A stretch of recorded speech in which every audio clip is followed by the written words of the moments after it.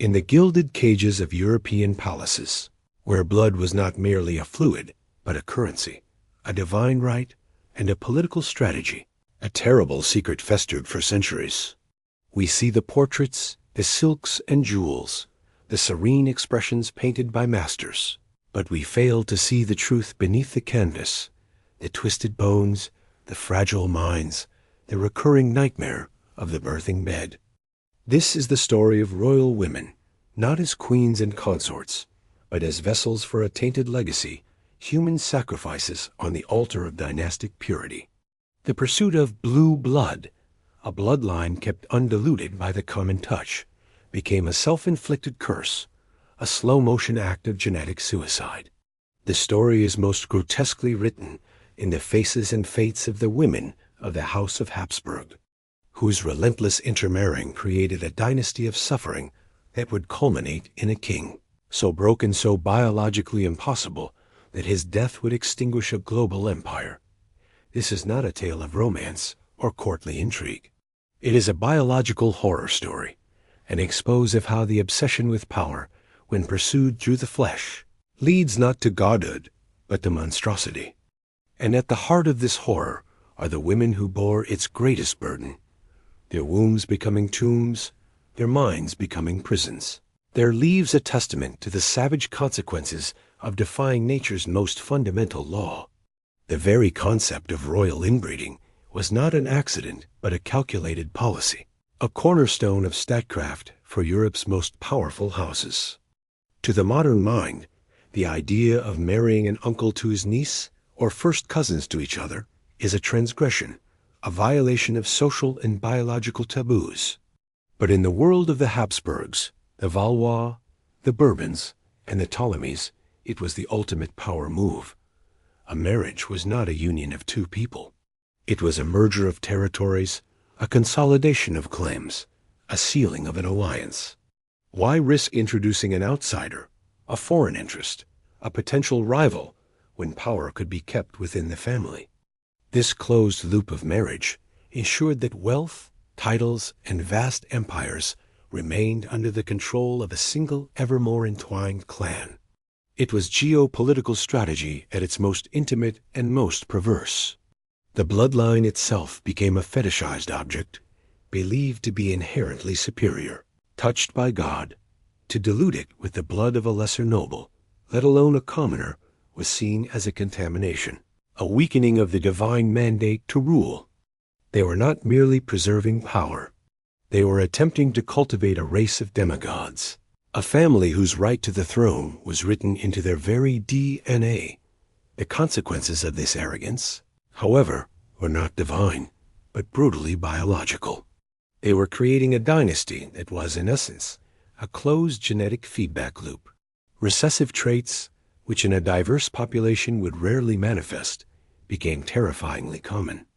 Every incestuous union was a roll of the genetic dice, loaded to produce deformity, disease, and madness. The women were the nexus of this dangerous experiment. Their bodies were the laboratories where this corrupted blood was mixed and passed on. The pressure on a royal woman to produce a healthy male heir was already immense.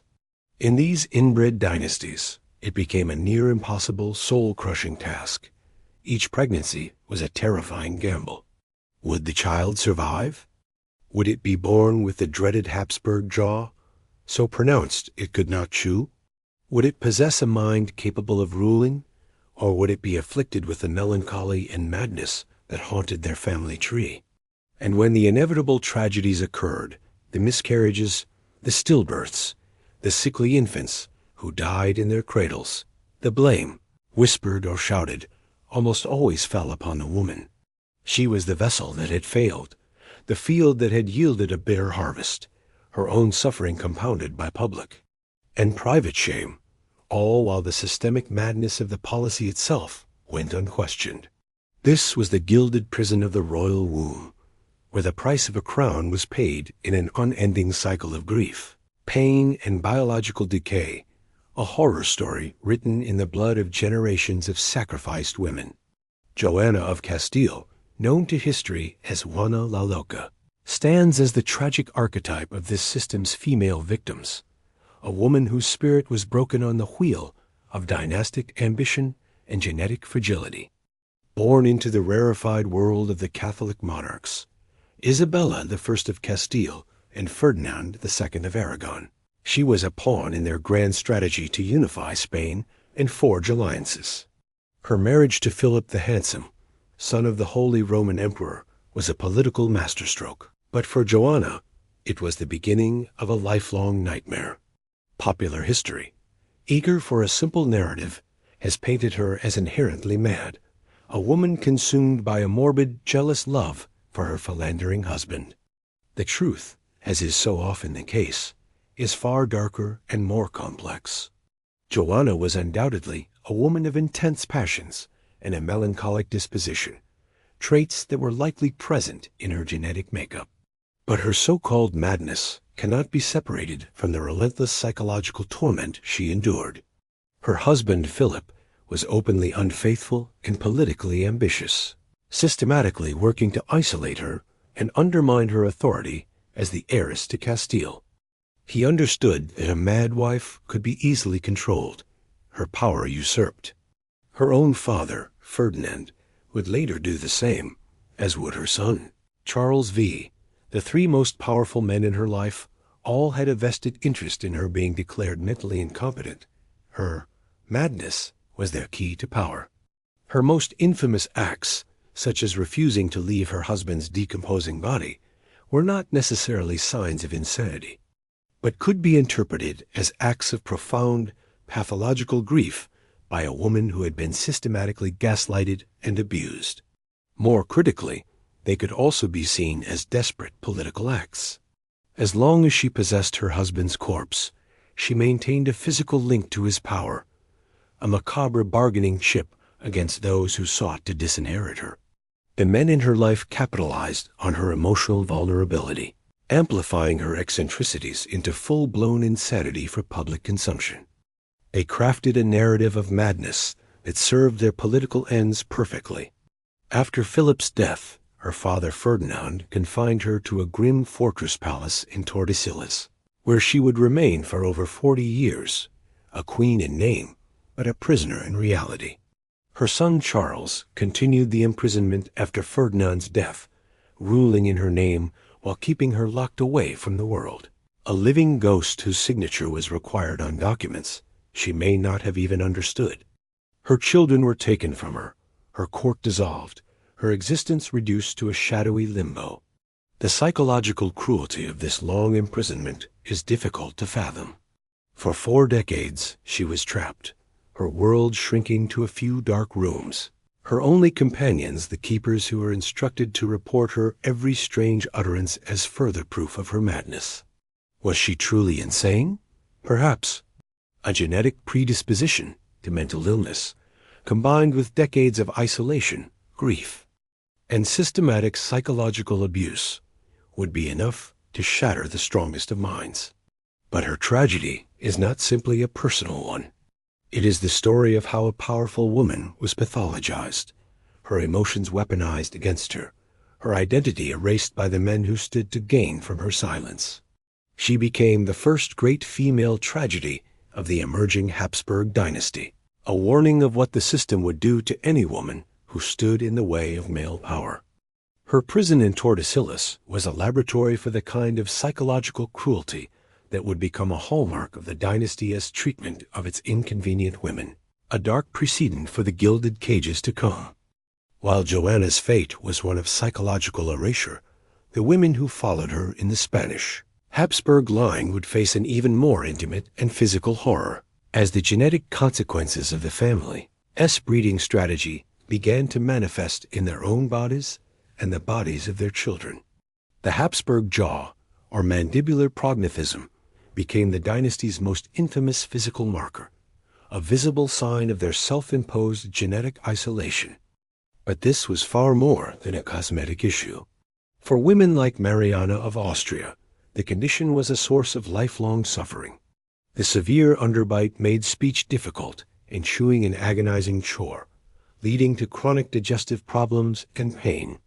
Yet, This visible deformity was just the outward sign of a much deeper internal decay.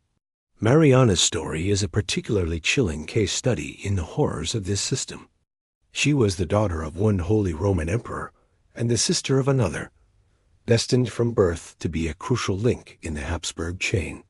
In 1649, she was married to her own maternal uncle, King Philip IV of Spain, a man 30 years her senior.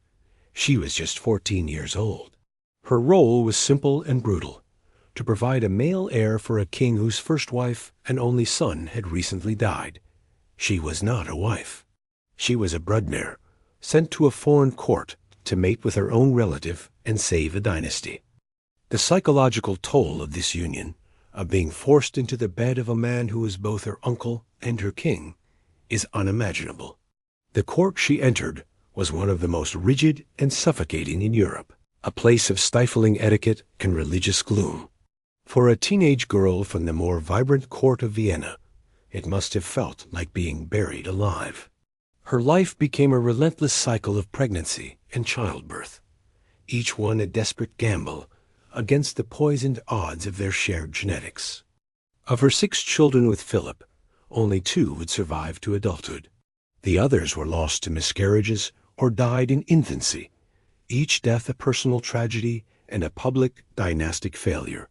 The pressure was immense, the grief unending. She watched her own daughter, Margaret Theresa, be sent away at a young age to marry yet another uncle, Leopold I, the Holy Roman Emperor, continuing the cycle of incestuous sacrifice. But Mariana's ultimate tragedy was her son, the long-awaited heir, Charles II. He was the culmination of 2 centuries of Habsburg inbreeding, a biological catastrophe in human form. From his birth, he was sickly, weak, and plagued by a host of congenital disorders. He suffered from the Habsburg jaw so severely that he could barely speak or eat. He was physically disabled, mentally challenged, and most critically for the dynasty, impotent. Mariana, as queen regent after her husband's death, was forced to preside over the slow, agonizing decline of her own son, and with him, the entire Spanish Empire. She had to watch as the living embodiment of her family's genetic sin struggled to perform the most basic functions of a king, a constant public reminder of the price of their pure blood. She had fulfilled her duty, but in doing so, she had birthed the death of her dynasty. Her life stands as a horrifying testament to the female experience at the heart of this system. A young girl sacrificed for politics, her body used as a vessel for a doomed genetic experiment, and her life spent grappling with the monstrous consequences. The girl immortalized in Velázquez's masterpiece, Las Meninas, Margaret Theresa of Spain, represents one of the most poignant and heartbreaking stories of a child sacrificed for dynastic ambition. The central figure in that famous painting, she stares out at us with a child's solemn innocence, a princess surrounded by the opulent machinery of the Spanish court. But behind the silk and lace was a little girl whose body was a ticking clock, her fate already sealed by the tainted blood of her ancestors. She was the daughter of Philip IV of Spain and his niece, Mariana of Austria, making her simultaneously the king's daughter, his great-niece, and his first cousin's daughter. Her future husband was predetermined from birth. He would be her maternal uncle and her paternal cousin, the Holy Roman Emperor Leopold I. The marriage was a critical strategic move, designed to knit the Spanish and Austrian branches of the Habsburg family even closer together, a final desperate attempt to hold their sprawling empire together through blood ties. From a young age, her life was not her own. It was a prelude to her role as empress. Velázquez painted her portrait year after year, sending the canvases to Vienna so her future husband could watch his child bride grow up. These paintings are haunting historical documents, charting the transformation of a playful child into a pale, serious young woman, the weight of her destiny visibly settling upon her. At the age of 15, she was sent to Vienna to marry Leopold. The journey was arduous, the welcome lavish, but she was entering another gilded cage. Though her husband reportedly adored her, a rare stroke of luck in the world of royal arranged marriages, her body was not prepared for the primary duty that was expected of her: childbirth. Her reproductive system was a casualty of generations of inbreeding. She became pregnant almost immediately, and her life devolved into the same brutal cycle of hope and tragedy that had defined her mother's existence. In the space of 6 years, she endured 4 pregnancies. Her first daughter was her only healthy child to survive. After that came a string of disasters: a son who died in infancy, another daughter who died shortly after birth, and multiple miscarriages that left her increasingly weak and frail. The court physicians, with their primitive and often harmful remedies, could do nothing. Each pregnancy was a battle her body was losing. The constant physical strain, combined with the immense psychological pressure to produce a male heir for the Holy Roman Empire, shattered her health. The bright, innocent child from Las Meninas was gone, replaced by a chronically ill and exhausted young woman. She died in 1673 at the age of just 21. The official cause was a recurring bronchial infection, but the true cause was her genetics. Her body, a product of a dangerously shallow gene pool, simply gave out under the strain of repeated pregnancies. She was a victim of a system that saw her not as a person, but as a diagnostic asset, a womb whose value was measured solely by its ability to produce a healthy male heir. Her short, tragic life is a microcosm of the entire Habsburg folly. It demonstrates how even in a case with seeming personal affection, the biological reality could not be overcome. She was cherished, but she was also used, her health and life expended in a futile attempt to propagate a bloodline that was already dying. The innocent girl in the painting became another casualty of the family's obsession. Her early death a grim footnote in the long, slow decline of a house that was systematically destroying itself from within. The ultimate product of this dynastic madness was Charles II of Spain, a man so physically and mentally afflicted that he became known as El Hechizado, the Bewitched, because the common people could only explain his condition through recourse to black magic. In truth, his curse was not supernatural. It was genetic, the catastrophic endpoint of centuries of incest. His family tree was less a tree than a tangled, withered shrub. His mother was his father's niece. His grandmother was also his aunt. All 8 of a person's great-grandparents should be different individuals. Charles had only 4, and 2 of those were a brother and sister. His coefficient of inbreeding was higher than that of a child produced by a brother-sister union.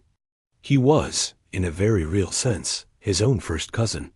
The women in his life, particularly his 2 wives, were condemned to a unique and horrifying form of marital purgatory. Their stories reveal the sheer desperation of a dynasty on the brink of collapse. His first wife was the beautiful and vibrant Marie-Louise d'Orléans, niece of the powerful King Louis XIV of France. Her marriage to Charles was a political necessity, an attempt to mend relations between the 2 rival powers. For Marie-Louise, it was a sentence to a living hell. She was leaving the most glamorous court in Europe for the grim, monastic gloom of Madrid to be married to a man who was, by all accounts, a grotesque caricature of a king. Charles was physically deformed, with a jaw so pronounced he drooled constantly and could barely be understood. He suffered from seizures, fevers, and chronic intestinal problems. He was emotionally infantile and intellectually disabled, having not learned to walk until he was nearly 8. Marie-Louise, a vivacious and intelligent young woman, was trapped. Her duty was to produce an heir, a task that was biologically impossible. Charles was impotent and likely sterile. Yet for a decade, Marie-Louise was subjected to a relentless barrage of pressure and humiliation. The court, the clergy, and the common people blamed her for the lack of a child. She was forced to endure bizarre and invasive fertility treatments, from strange diets to public religious processions, where she was made to pray for a child. She was a prisoner in her own court, her every action scrutinized for signs of pregnancy, her failure a constant topic of cruel gossip. She fell into a deep depression and died after 10 years of this misery, still only in her 20s, likely from a ruptured appendix, though rumors of poison swirled. Her successor, her replacement in this hopeless task, was the German Princess Maria Anna of Newburgh. If anything, her situation was even worse. She arrived knowing the fate of her predecessor and the full extent of her husband's disabilities. She was a pragmatic and ambitious woman, but even she was broken by the sheer hopelessness of her situation. She ruled over a dying king and a decaying empire. As Charles's health deteriorated further, his body racked with convulsions and his mind descending into dementia, the court became a macabre theater of superstition. Desperate to find a cause for his condition and a cure for his impotence, the court turned to exorcism. They became convinced the king was possessed by demons. Priests performed elaborate rituals over his convulsing body, interrogating the demons, who allegedly spoke through him, blaming his condition on spells cast during his childhood. Maria Anna was at the center of this medieval horror show, forced to participate in these rituals, while also maneuvering politically to secure her own future after Charles' inevitable death. The two wives of Charles II represent the final, agonizing chapter in the story of the Spanish Habsburg women. They were outsiders, brought into this genetically doomed family and forced to share in its grotesque final act. They were not of Habsburg blood, but they were victims of it all the same, their youth, health, and happiness, sacrificed in a futile attempt to wring one last heir from a bloodline that nature itself had condemned to extinction. Their shared tragedy underscores the immense human cost of the Habsburgs' obsession, a cost paid most dearly by the women trapped within their dying world. The practice of royal incest was not a Habsburg invention. To find its most systematic and ancient precedent, we must travel back in time to the sands of Egypt, to the Greek Macedonian dynasty of the Ptolemies. After the death of Alexander the Great, his general Ptolemy, the first Soter, seized control of Egypt, establishing a dynasty that would rule for nearly 300 years. To legitimize their rule over a civilization that had long revered divine pharaohs, who married their sisters, and to consolidate power within a small circle of Macedonian elites. The Ptolemies adopted the practice of sibling marriage with a ruthless consistency that even the Habsburgs would have found shocking. This was not a matter of occasional uncle-niece pairings. It was a state policy of full brother-sister incest, generation after generation. The women of this dynasty, the Cleopatras and Arsenaus and Berenices, were not the sickly, tragic figures of the later Habsburgs. They were often formidable, intelligent, and utterly ruthless political operators. Power was a family business, and they were full partners, often co-ruling with their brother husbands. A prime example is Arsinoe II, a woman of terrifying ambition and political skill. She first married a neighboring king, had him murdered, and then returned to Egypt to marry her own full brother, Ptolemy II. Far from being a passive consort, she became a dominant force in the government, deified alongside her brother as a sibling-loving god, her portrait appearing on coins, her influence shaping foreign and domestic policy. In the Ptolemaic system, inbreeding was not a sign of decay, but a source of divine strength. It elevated the royal family above the populace, making them a separate, godlike race. But this divine status did not protect them from the biological consequences. While the powerful female rulers are the ones history remembers, the dynasty was plagued by the same issues that would later haunt the Habsburgs: high infant mortality, genetic disorders, and a constant bloody struggle for succession among a shrinking pool of viable heirs. The court of Alexandria was a viper's nest of intrigue, where siblings routinely murdered each other to secure the throne. This political instability was a direct result of the incestuous system. With multiple sibling marriages, the lines of succession became hopelessly tangled. A sister wife might plot to kill her brother husband to place her own son on the throne. Uncles, nephews, and cousins, all closely related and all with a plausible claim to the throne, were locked in a perpetual death match. The women were at the heart of this. They were not just wives and mothers. They were kingmakers, politicians, and sometimes murderers themselves. They had to be ruthless to survive in a system where their closest relatives were also their deadliest rivals.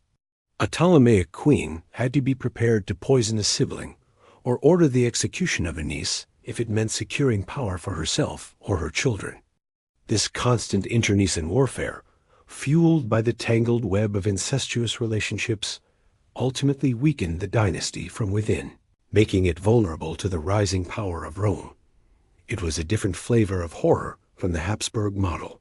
It was not a slow, creeping decay into physical and mental disability, but a hot-blooded, violent implosion, a family devouring itself in a frenzy of ambition and paranoia.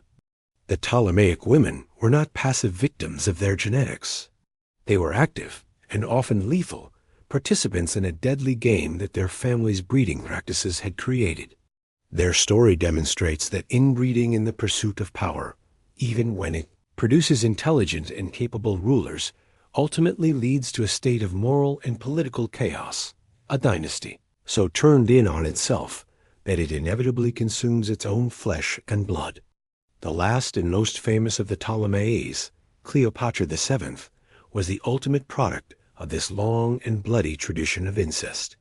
Her brilliance, charisma, and political acumen are legendary, but it is crucial to remember that she was the product of at least 10 generations of systematic inbreeding. Her parents were almost certainly brother and sister, and her entire lineage was a tangled web of sibling marriages. She was not an outsider. She was the culmination of a long and dangerous genetic experiment. Far from being weakened by this heritage, Cleopatra learned to weaponize it.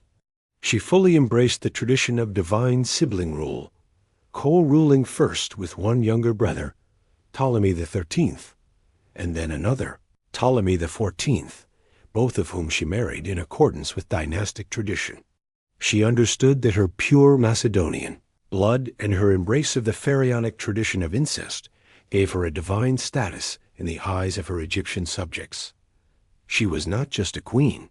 She was the goddess Isis reborn, her power rooted in the purity of her sacred bloodline.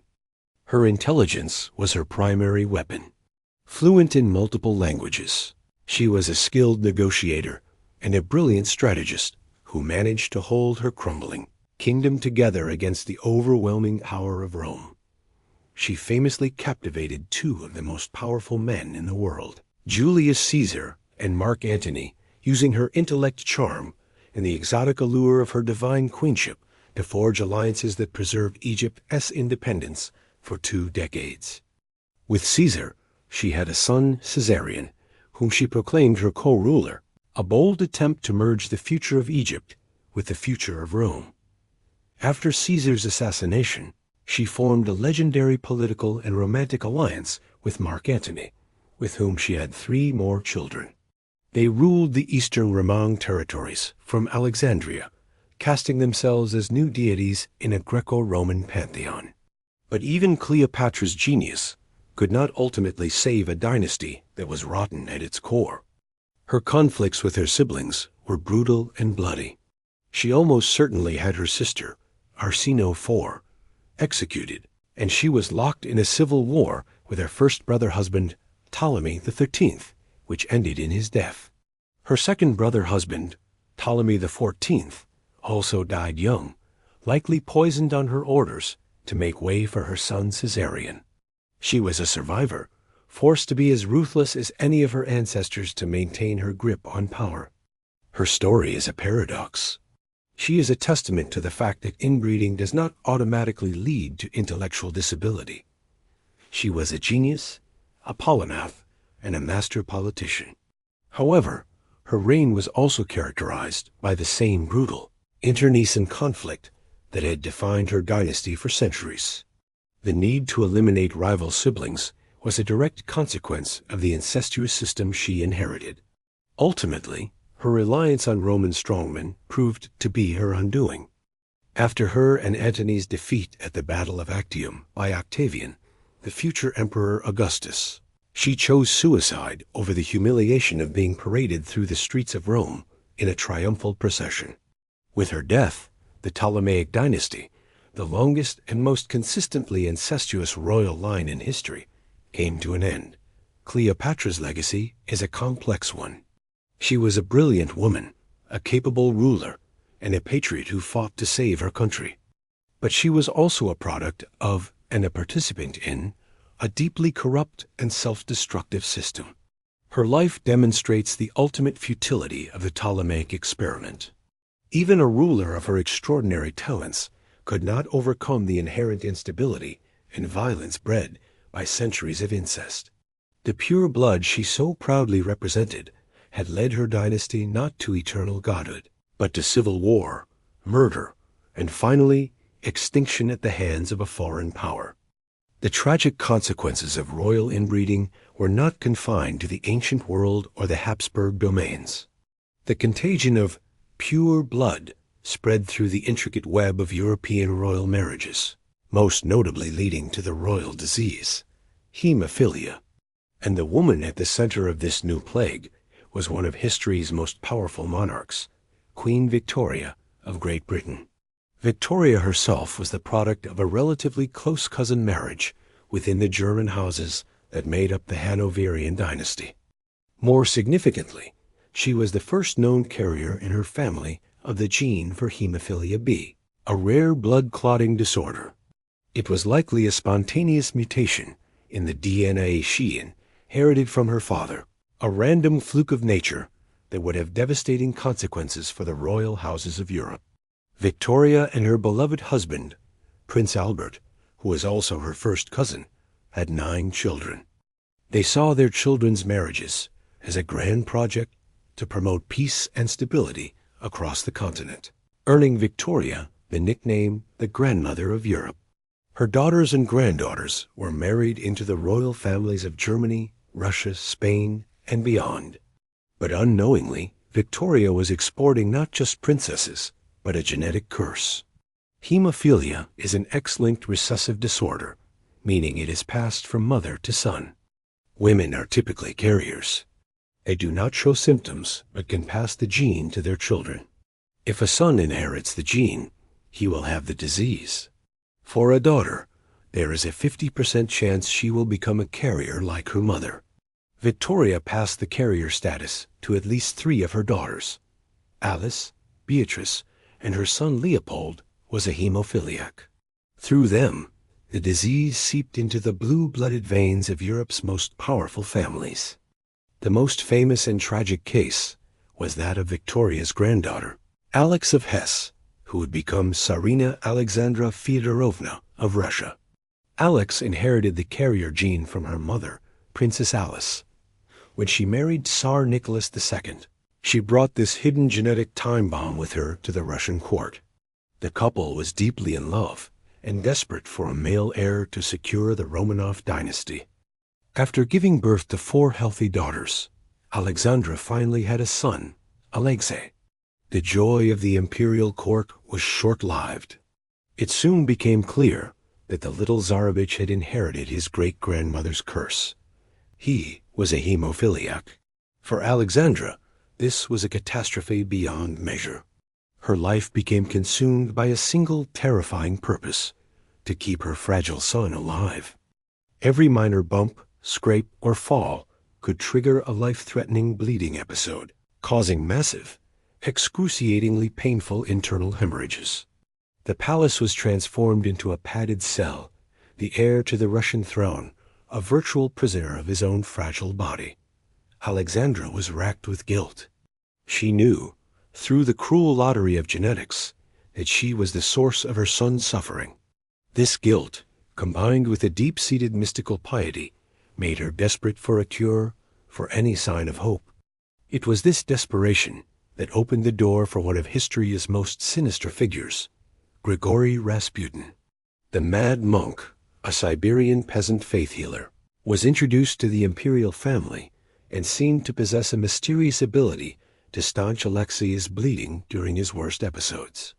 Whether through hypnotism, by calming the hysterical mother, and thus the child, or by advising the doctors to stop administering aspirin, Rasputin became indispensable.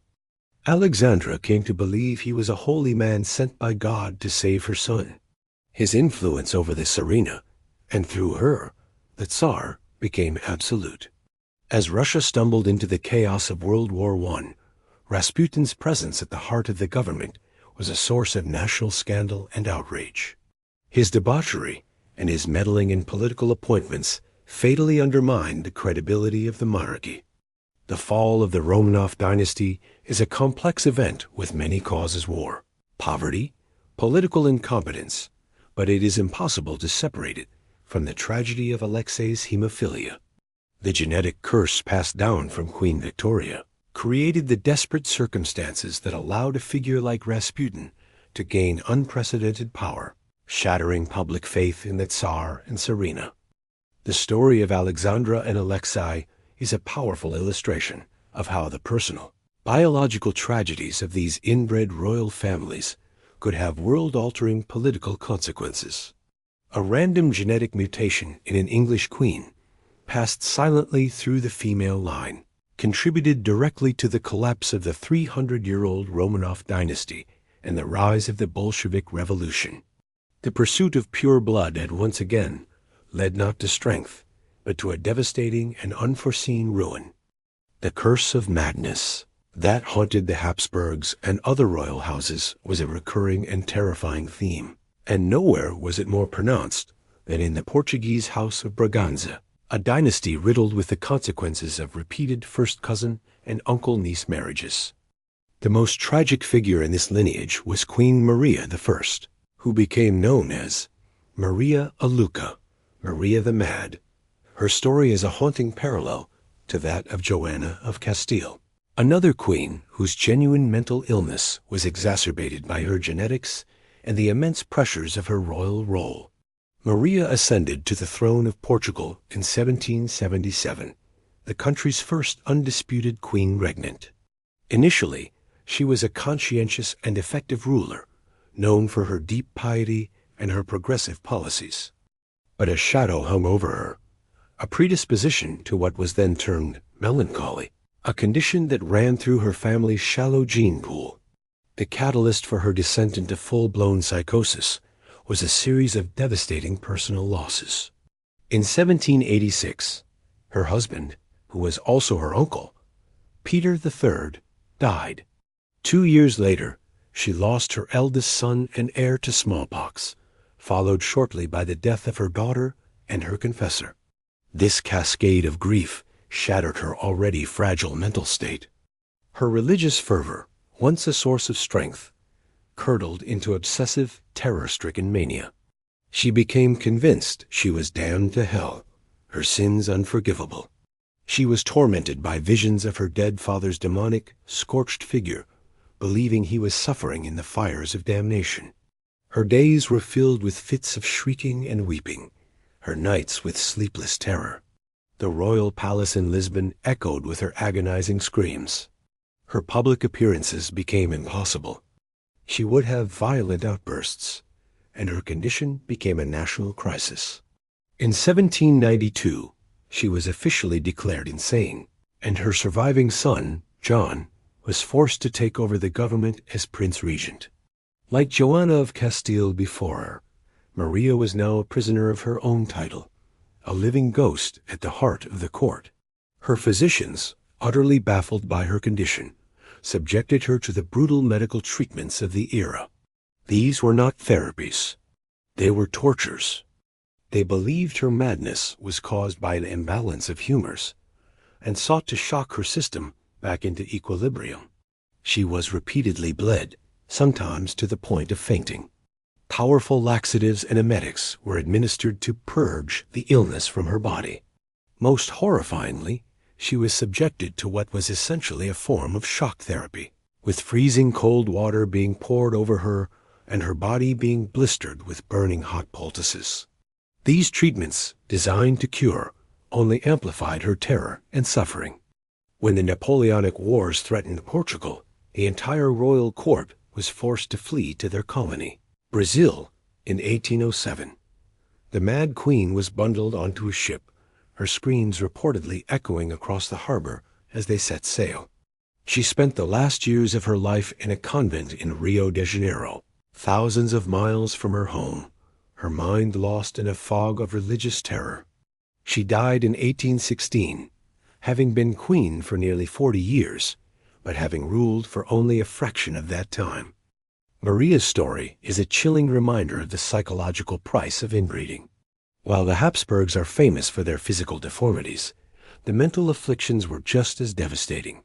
For women like Maria, the throne was not a seat of power, but a platform for a terrifying public descent into madness. Her genetic inheritance made her vulnerable, and the pressures of her role, the grief, the responsibility, the suffocating piety of her court, pushed her over the edge. She was a victim not just of her own mind, but of a dynastic system that consistently produced individuals too fragile, mentally and physically, to bear the weight of the crown they were born to wear. The physical toll of generations of inbreeding manifested in a catalog of horrors that went far beyond the merely cosmetic. For the women of these dynasties, their own bodies became alien landscapes of pain and failure. The most visible and well-documented of these afflictions was the Habsburg jaw, or mandibular prognathism. This was not a quaint family quirk, but a severe skeletal deformity. In its most extreme forms, as seen in Charles II, the lower jaw jutted out so far that the upper and lower teeth could not meet. This made chewing incredibly difficult, leading to a lifetime of painful digestion, malnutrition, and chronic oral infections as food rotted in the gaps between teeth. The accompanying Habsburg lip, a large and fleshy lower lip that often hung open, contributed to constant drooling and speech impediments. For a royal woman, whose appearance was a matter of state importance, these deformities were a source of constant humiliation. But the visible problems were just the tip of the iceberg. The shallow gene pool led to a host of other debilitating conditions. Hydrocephalus, or water on the brain, was common, leading to an enlarged head, seizures, and developmental disabilities. Many royal infants were born with spinal deformities like scoliosis or kyphosis. Hormonal and developmental disorders were rampant. The high infant mortality rate was staggering. A woman like Mariana of Austria, giving birth to 6 children and seeing only 2 survive, was not an exception. It was the norm. For every heir that survived to adulthood, there was a ghost nursery filled with the infants who had succumbed to their genetic inheritance within days or months of their birth. These were not abstract statistics. They were intimate, repeated traumas for the mothers who endured them. Perhaps the most devastating consequence for these women, and for their dynasties, was the impact on their reproductive health. The very system designed to perpetuate a bloodline was systematically destroying its ability to reproduce. Miscarriages and stillbirths were terrifyingly frequent. A royal pregnancy was a 9-month period of extreme anxiety for both the mother and the entire court. When a child was born alive, the first panicked inspections were not for its gender, but for its viability. Did it have all its limbs? Could it breathe properly? Was its head the right size? The birthing chamber, which should have been a place of joy, was transformed into a site of medical terror and political crisis. A letter from the wife of Charles II's ambassador describes the birth of one of Margaret Theresa's children in Vienna. The baby was born so small and weak and died within hours, plunging the court into despair. This scene was repeated endlessly across the inbred houses of Europe. For the royal women, this constant cycle of failed pregnancies was physically grueling and psychologically devastating. Each miscarriage, each stillbirth, was treated as a personal and dynastic failure, and the blame was often laid at their feet. They were subjected to a litany of useless and often torturous medical interventions, their bodies becoming the property of court physicians who poked, prodded, and poisoned them with primitive fertility cures. The immense pressure to produce a healthy male heir in a body genetically programmed for reproductive failure was a unique form of hell, a lifelong sentence of hope, tragedy, and blame. The body of the royal woman became a battlefield, the site where the political ambitions of her dynasty clashed with the unyielding realities of biology, and it was almost always the woman who paid the price in blood and sorrow. Beyond the visible physical deformities, a more insidious decay was taking place, the decay of the mind. The same genetic lottery that produced twisted spines and jutting jaws also created a predisposition to a range of psychological afflictions. The royal courts of Europe were filled with whispers of melancholy, hysteria, and madness, conditions that we would now recognize as clinical depression, bipolar disorder, or schizophrenia. For the women trapped within this system, the genetic vulnerability was amplified 1,000-fold by the unique psychological pressures of their existence. Imagine the life of a young princess, married off as a teenager to a foreign court where she doesn't speak the language, her every move scrutinized by spies and rivals. Her husband may be a stranger, a relative, or a man decades her senior. Her entire worth is reduced to the function of her womb. Her friendships are monitored, her letters read, her freedom non-existent. She lives in a state of perpetual performance, a gilded prison where genuine emotion is a dangerous liability. This environment is a perfect incubator for anxiety and depression, even for a mentally healthy individual. For a woman with a genetic predisposition to mental illness, it was often a death sentence for her sanity. The case of Joanna of Castile is the template. Her deep melancholy and obsessive tendencies were weaponized by her husband, father, and son, who used them as a pretext to lock her away for decades. But she was not alone. Maria I of Portugal's descent into religious mania, triggered by grief, demonstrates the same pattern, a latent vulnerability ignited by the unbearable pressures of her role. The constant cycle of pregnancy and infant loss was a significant factor. The repeated trauma of carrying a child, only to have it die in the womb or in the cradle, inflicted a form of psychological damage that is difficult to comprehend. The hormonal shifts of pregnancy and childbirth, combined with profound grief and the public shame of failing the dynasty, created a perfect storm for postpartum depression and psychosis. Yet in an era that had no understanding of these conditions, these women were simply labeled as mad or hysterical, their suffering dismissed as a feminine weakness or a moral failing. The religious fervor of the age also played a role. Many of these royal women, like Maria I and Mariana of Austria, were intensely pious.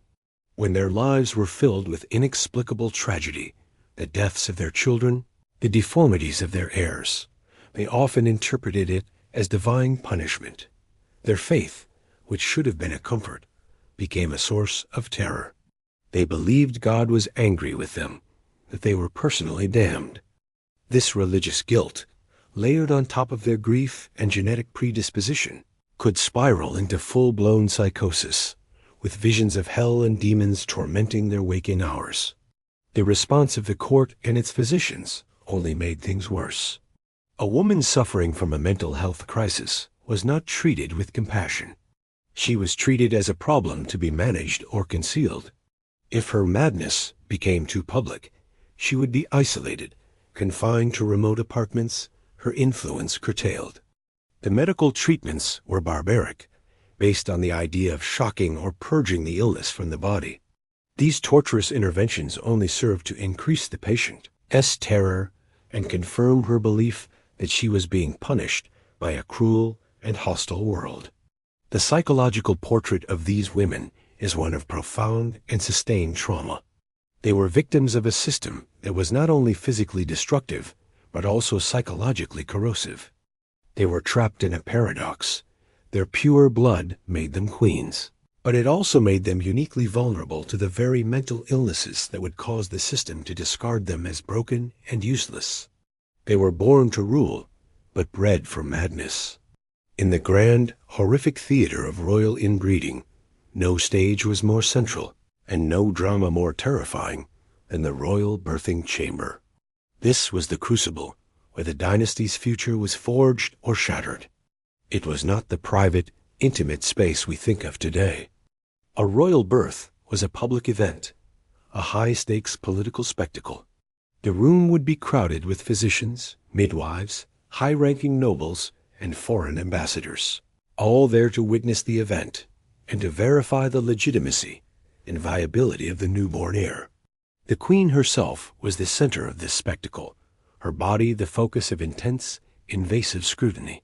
For a woman in the throes of labor, this lack of privacy was a profound violation, her pain and vulnerability on public display.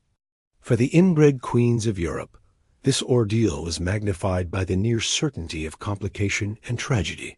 As a woman like Margaret Theresa of Spain or Mariana of Austria went into labor, the atmosphere in the room would be thick with a dreadful, suffocating tension. Everyone present knew the grim statistics of their family. They knew the likelihood of a stillbirth, a miscarriage, or the birth of a deformed child. The queen's labor pains were mingled with the court's collective anxiety. Every moment of delay, every sign of distress, would send ripples of panic through the assembled witnesses. The role of the physicians in this chamber was often more harmful than helpful. Armed with a primitive understanding of anatomy and a host of useless theories about humors and astrology, their interventions frequently turned a difficult birth into a fatal one. Instruments were unclean, leading to rampant infections. Techniques like the forcible turning of a breech baby could cause catastrophic internal injuries to both mother and child. If the labor stalled, they would resort to desperate measures, sometimes involving the surgical destruction of the infant in the womb to save the mother, a choice that meant dynastic failure. For the queen, these men were not sources of comfort, but figures of terror, their presence a harbinger of more pain and potential death. When the moment of birth finally arrived, the tension would reach its peak. The first cry of the infant would be met with a collective gasp of relief, but it was only momentary. The child would be whisked away to be examined, its body scrutinized for the telltale signs of the family curse. Was the head too large? Was the spine straight? And most importantly, did it have the jaw? An ambassador's report from the birth of one of Mariana of Austria's children chillingly notes that the infant princess was born with the Austrian lip, which is a bad sign. The child died within hours. This scene of fleeting hope, followed by devastating loss, was the defining experience of a royal mother's life. She would endure the agony of childbirth, only to be presented with a dead or dying infant, or a child so profoundly deformed its survival was in doubt. The personal grief of the mother was instantly subsumed by the political crisis of the court. Her loss was not her own. It was a blow to the state. And in the aftermath, as she recovered from the physical trauma of the birth, the whispers would begin. The failure was hers. Her body was flawed. She had failed in her sacred duty. The royal birthing chamber was thus the ultimate symbol of the female condition within these dynasties. It was a place of public humiliation, physical torture, and profound psychological trauma. It was where the abstract political strategy of incestuous marriage met the brutal, bloody reality of biology. It was a room that promised the continuation of a dynasty, but more often delivered only death, deformity, and despair, turning the act of creation into a recurring nightmare from which there was no escape. While kings and ministers orchestrated the grand strategy of dynastic marriage, it was the women who bore the full, crushing weight of the system's consequences. Their experience represents a unique and horrifying intersection of gender politics and biological destiny.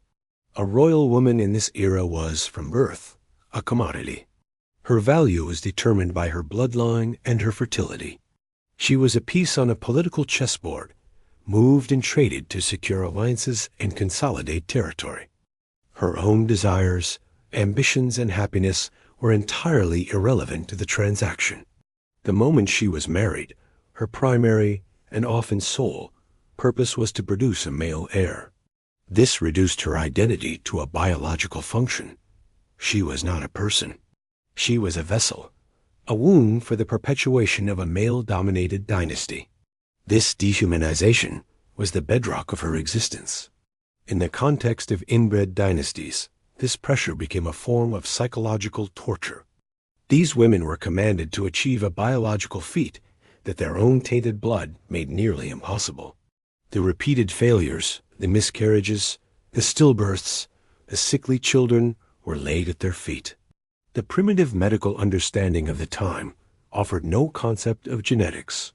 Instead, failure to produce a healthy heir was often seen as a sign of some intrinsic flaw in the woman herself. She was accused of being barren, of having bad blood, or even of being cursed or morally corrupt. The public and private shame was immense. We see this clearly in the case of Marie-Louise d'Orléans, the first wife of Charles II. Despite the clear evidence of her husband's impotence and profound disabilities, she was the one who was publicly humiliated, forced to undergo fertility rituals and treatments, and whispered about in the corridors of the palace as a failure. Her successor, Maria Anna of Newburgh, faced the same fate. They were held responsible for overcoming a biological impossibility, an unwinnable game where they were destined to be the losers. Furthermore, their bodies were not their own. They were the property of the state and its physicians. During pregnancy and childbirth, they were subjected to constant, invasive monitoring and often harmful treatments. Their physical suffering was considered secondary to the health of the potential heir. If a choice had to be made during a difficult birth, the life of a female infant, or even the queen herself, might be sacrificed in the desperate hope of saving a male child who could carry on the dynasty. This instrumentalization of the female body created a profound sense of alienation and powerlessness. The very thing that gave them their status, their connection to the royal bloodline, was also the source of their greatest suffering.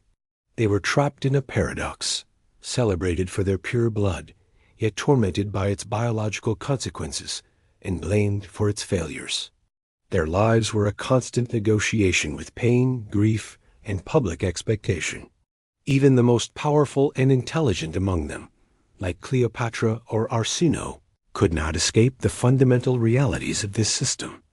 They may have wielded political power, but they were still bound by their biology, forced to navigate a world of incestuous marriages and the violent succession struggles that inevitably followed. The story of royal inbreeding is therefore fundamentally a story about the exploitation of the female body and spirit for political gain, a chilling illustration of how a patriarchal system, obsessed with its own perpetuation, can turn the very act of creating life into an instrument of suffering and destruction for the women at its heart.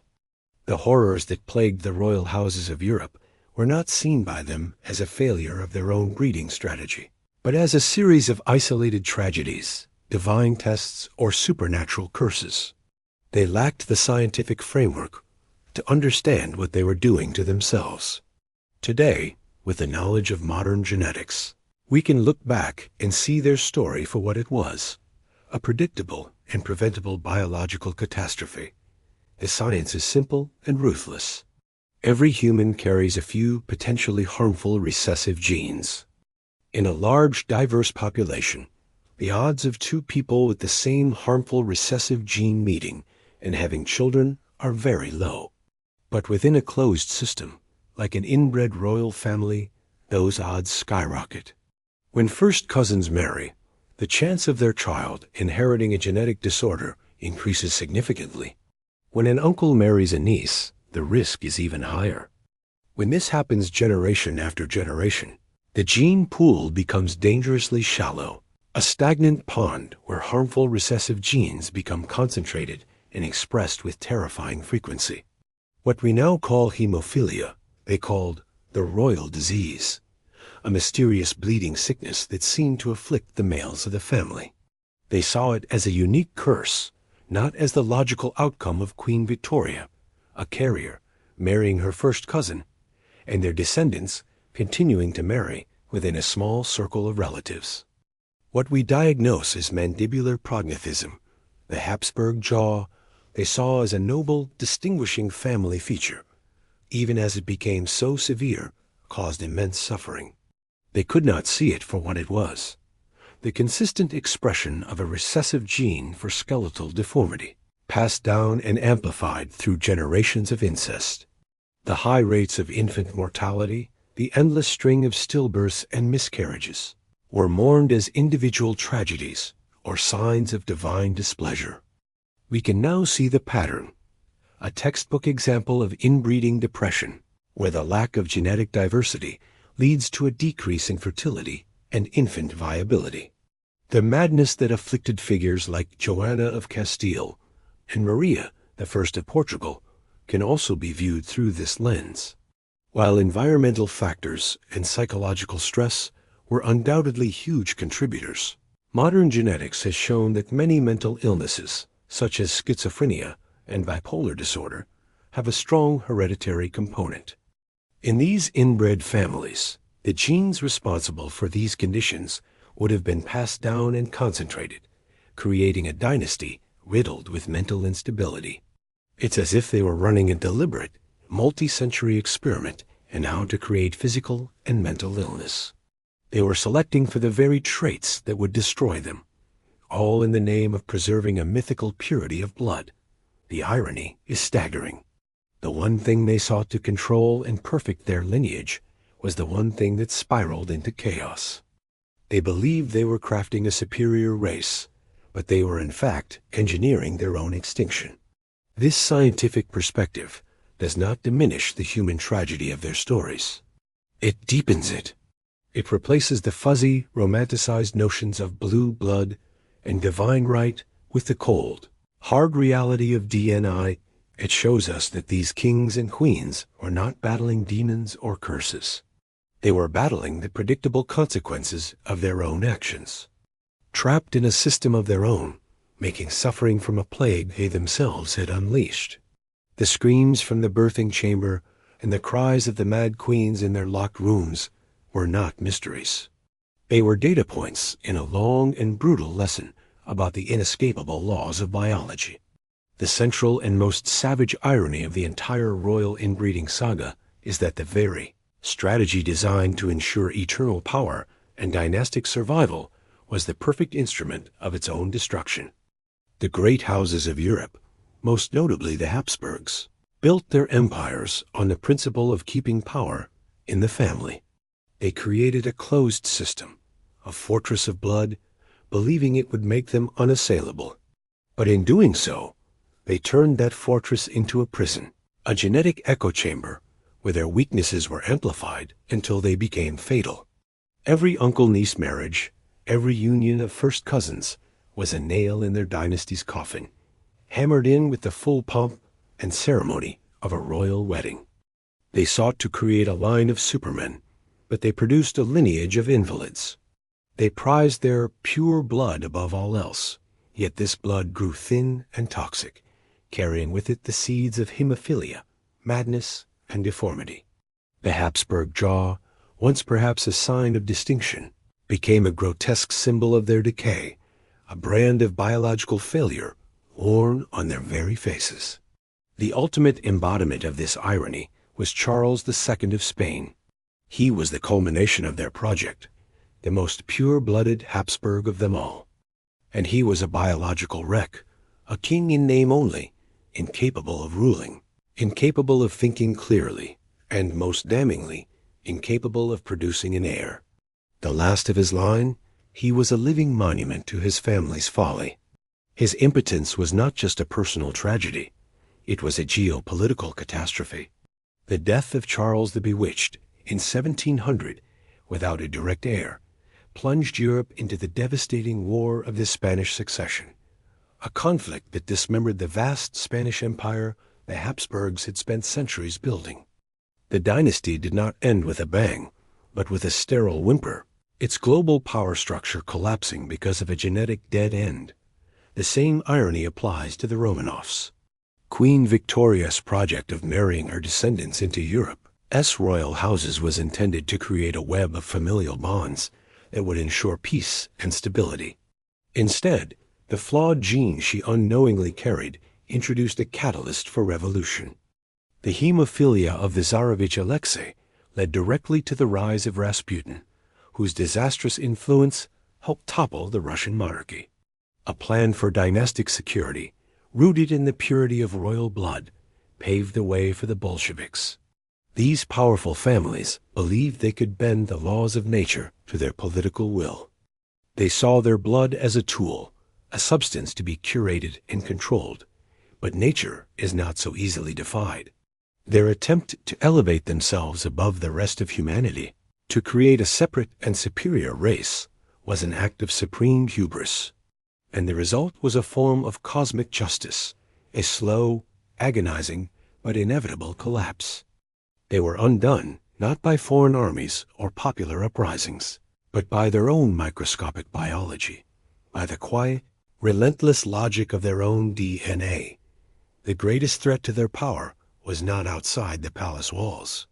It was flowing through their own veins, a self-inflicted poison that brought empires to their knees. In the end, their story is a profound and chilling lesson about the vanity of power and the ultimate futility of attempting to master the fundamental forces of life itself. The quest for pure blood led only to a legacy of suffering and ruin.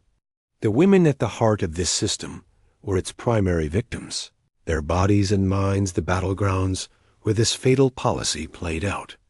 They were born into a world that fetishized their blood while systematically poisoning it. They were celebrated as the carriers of a divine legacy, yet that legacy was a curse that manifested as stillborn children, deformed heirs, and minds plagued by madness. A woman like Mariana of Austria, marrying her own uncle to produce a son like Charles II, embodies the whole horrific paradox. She fulfilled her sacred duty to her dynasty, and in doing so, she guaranteed its destruction. Her life was a tragedy of purpose and consequence, a testament to the fact that she was a prisoner of a system that demanded she participate in her own family's downfall. The sanitized portraits that hang in museums, the romantic historical novels, the films that focus on courtly love and political intrigue, they all miss the fundamental biological horror of this story. They obscure the grim reality of the birthing chamber, the lifelong pain of physical deformities, the silent, screaming agony of queens locked away for their madness. To understand these women is to understand the immense human cost of absolute power when it fixates on the dangerous illusion of blood purity. Their lives were not fairy tales. They were case studies in suffering, chronicles of how a system designed by men, for the benefit of men, used the female body as a disposable tool for its own self-destructive ambitions. The story of Joanna of Castile, of Margaret Teresa, of Tsarina Alexandra, of Maria I is a story of sacrifice. They were sacrificed for territory, for titles, for the preservation of a name. They were sacrificed to a superstition, the belief that blood could be made more potent through concentration, when in fact it was only being made more toxic. As the great dynasties of Europe began to crumble under the weight of their own genetic decay, they were forced, out of sheer desperation, to do the one thing their entire system was designed to prevent. They had to look for new blood. The survival of the remaining royal houses into the modern era depended on their abandonment of incestuous practices. The introduction of lesser German nobles, like Prince Albert or Danish princesses, like another Alexandra who married into the British royal family, was not just a matter of finding suitable partners. It was a biological necessity. They had to dilute their pure blood to save themselves from it. This reluctant acceptance of outside blood was a tacit admission of failure, a confession that their centuries-long eugenics experiment had been a catastrophic disaster. The end of the Spanish Habsburgs with the death of the childless Charles, II in 1700, is the ultimate symbol of this. An empire on which the sun never set was passed to a rival dynasty, the Bourbons of France, all because the Habsburgs had bred themselves into extinction. The entire political map of Europe was redrawn because of a recessive gene. This final chapter reveals the ultimate powerlessness of these supposedly omnipotent rulers. They could command armies, build empires, and declare themselves rulers by divine right, but they could not command a single viable sperm to fertilize a single healthy egg. Their power ended where basic biology began. In the end, their obsession with the mythical purity of blood reveals a deep-seated fear. A fear of the other, a fear of change, a fear of the dilution of their own perceived specialness. They built walls of blood around themselves to keep the world out, but they only succeeded in trapping themselves inside with their own ghosts and their own diseases. The legacy of these women is a somber and enduring warning. It speaks to the dangers of any ideology, political or otherwise, that elevates a theoretical purity over the complex, messy reality of human life. It reminds us that systems of power built on the exploitation and control of women's bodies are inherently self-destructive. The pursuit of a master race, whether on the scale of a single family or an entire nation, is a path that leads only to suffering, decay, and ruin. The haunting portraits of these queens and princesses, with their pale faces and sad eyes, should be seen not as relics of a glamorous past, but as evidence from a crime scene.